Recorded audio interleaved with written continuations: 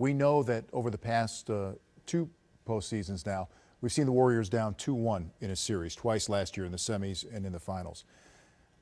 To me, this feels a little different being down 2-1 to OKC. Or is it, Rick, or is it business as usual for Golden State? I mean, how concerned should they be with this Game 4 coming up on Tuesday? They should be concerned.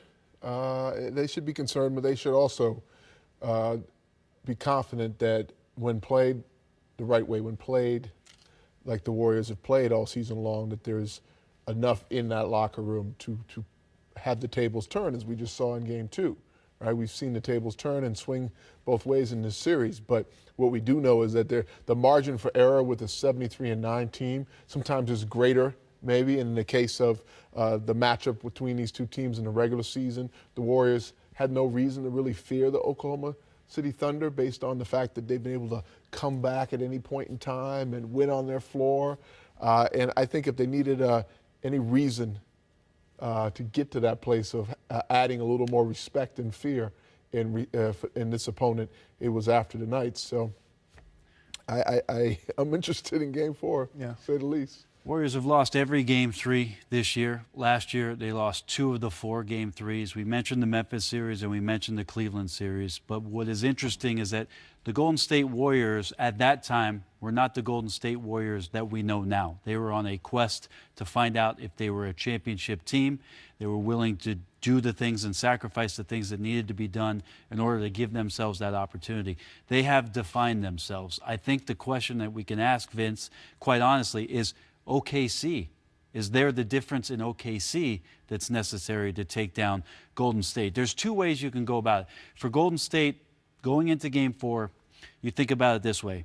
If you react, you're letting somebody control you. That's not the way to go about it.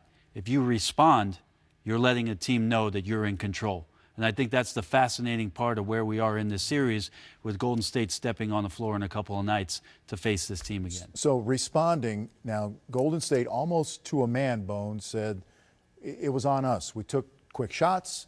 We did not make them defend, and that turned into transition points. So they feel that these are checkpoints. These are things that they can recalibrate when we get to Game 4. What do you think? Absolutely they do, with the proper amount of respect given to what Oklahoma City represents offensively.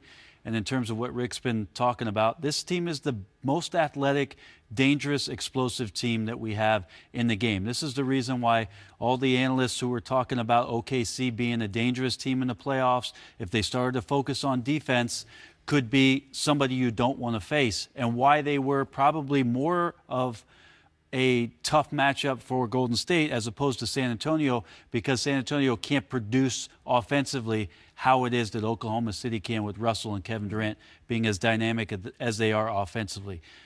Can Golden State do it? Yes, they can control those things.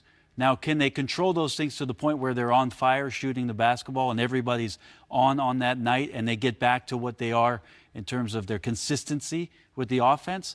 That remains to be seen. But the first quarter of that game, to see Golden State move the ball, move players, cut around, and find opportunities that we're used to seeing, that'll be a telltale sign of whether or not Golden State has approached the game properly in Game 4. I was going to say, last word. Going small for OKC. They said they had success today. Well, why do you think they had? Their small is still a 7-foot Kevin Durant and a 6'10" Serge Ibaka in their front court, who still have the athleticism, the speed, the length, and the skills to stay with the Iggy's and the Harrison Barnes. And so they really still aren't small, but that's their small lineup.